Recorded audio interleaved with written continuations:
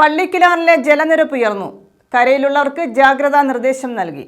സംസ്ഥാന ജലസേചന വകുപ്പിന്റെ ആനേടി സ്റ്റേഷനിൽ യെല്ലോ അലർട്ട് പ്രഖ്യാപിച്ചിരിക്കുന്ന സാഹചര്യത്തിലാണ് ജാഗ്രതാ നിർദ്ദേശം.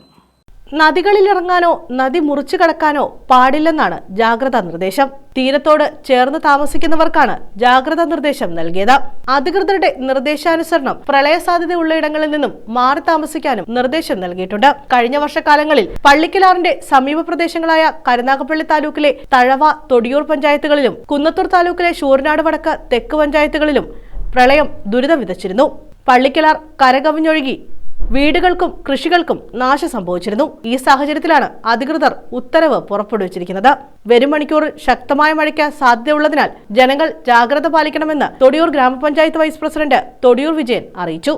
ഈ പള്ളിക്കിലാർ കരകവിഞ്ഞൊഴുകാനുള്ള സാധ്യത വളരെയേറെ ഉള്ളതിനാൽ പള്ളിക്കിലാറിന്റെ തീരപ്രദേശങ്ങളിൽ താമസിക്കുന്ന ആളുകൾ ജാഗ്രത പാലിക്കണം. പള്ളിക്കിലാറിൽ മീൻ പിടിക്കാനോ അതുപോലെ അത് മുറിച്ചു കടക്കാനോ അതിൽ കുളിക്കാനോ ഒന്നും ആളുകൾ ശ്രമിക്കരുത്. അതുപോലെ തീരപ്രദേശത്തുള്ളവർ മറ്റ് സ്ഥലങ്ങളിലേക്ക് മാറി സുരക്ഷിതമായ സ്ഥാനങ്ങളിലേക്ക് മാറി കാക്കണമെന്നുള്ളതാണ് എനിക്ക് പറയാനുള്ളത്. കാരണം കഴിഞ്ഞ കാലങ്ങളിലൊക്കെ ഈ പള്ളിക്കലാറ് കരകവിഞ്ഞൊഴുകി ഒരുപാട് നാശനഷ്ടങ്ങളാണ് നമുക്ക് ഈ 4 പഞ്ചായത്തുകളിൽ ഉണ്ടായിട്ടുള്ളത്. ഇപ്പോൾ ഈ തടയണയില്ലാത്ത കാരണം അത്രയധികം നാശനഷ്ടമുണ്ട്. പക്ഷേ ഈ കാലവർഷം ഇനിയും തുടരാനാണ് സാധ്യത എന്നാണ് കാലാവസ്ഥാ നിരീക്ഷണ കേന്ദ്രം അറിയിച്ചിട്ടുള്ളത്. കാലാവസ്ഥാ നിരീക്ഷണ കേന്ദ്രത്തിൻ്റെ മഞ്ഞ അലർട്ട് ഈ പ്രദേശങ്ങളിൽ പ്രഖ്യാപിച്ചിട്ടുണ്ട്. എല്ലാവരും ജാഗ്രതയോടെ ഇരിക്കണം. എല്ലാ സ്ഥലവാസികളും ഈ 4 പഞ്ചായത്തിലെ ജനങ്ങൾ, പരിസരവാസികൾ, ആറിന് സമീപം താമസിക്കുന്ന ആളുകൾ ജാഗ്രത പാലിക്കണം.